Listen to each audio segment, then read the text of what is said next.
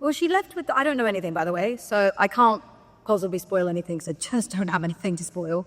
But she left with the Ghoul, so I assume, I don't know, I'd be excited. They just seem like a very unlikely pairing. So I'm interested to see how that's going to go. Who's going to kill each other first is my main question. I don't know, it was, and I'm not going to spoil the ending of Fallout Season 1 for anyone that hasn't seen it, but the way it ends, you're right, is it's a big cliffhanger, and Lucy's heart is just broken. And I think that she could go any which way. I really don't know what could happen. She could turn into a serial killer like Rhiannon. She could pick herself up and be okay. I have no idea, and that's the wonderful thing about TV is this character is not just mine. This character belongs to so many people, and humans are so emotionally complex that any reaction is valid. You know what I mean? Does that make sense? So I don't know. I think that she's going to have to really figure out who she is outside of the ideals she was raised with. The Pit Boys were made with iPhones. It was sort of like there was a contraption and there was an iPhone sideways and a magnetized covering.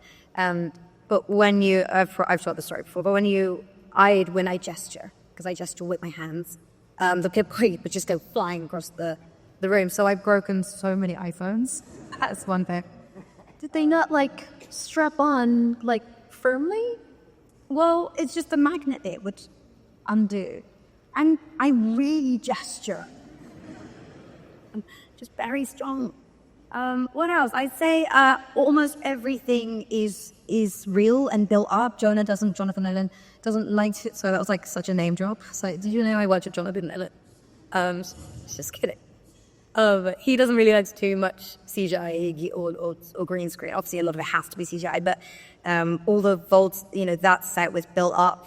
The Gulper, that was a real ginormous puppet that they made, and there was just a man inside the puppet suit. And what else? The robot was real. Snip Snip, that was a real thing that was kind of floating in the air, being kind of shouldered up with this forklift.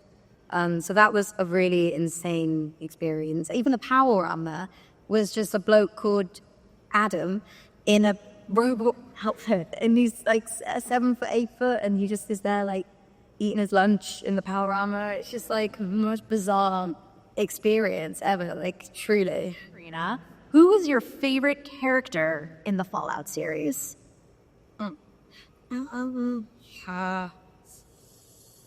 In the Fallout series, it might be Chet, Cousin Chet from Vault 33. I just think he's so funny. Also, there were a few scenes that we got to do together that didn't end up making the series, and I just wish they had, because it's so funny. I really hope one day they release some of those scenes. I'm sure we would all love to see them too. So good. He's a hysterical guy. We have another question from someone who is anonymous. Fallout has a rich narrative with many twists and turns. Can you share a moment or scene that you found particularly challenging or exciting to film and why it stood out to you? From Fallout, right? Yes. What is it? Oh, I can't remember what episode it is. It's either 3 or 4, when the Ghoul is using Lucy as bait.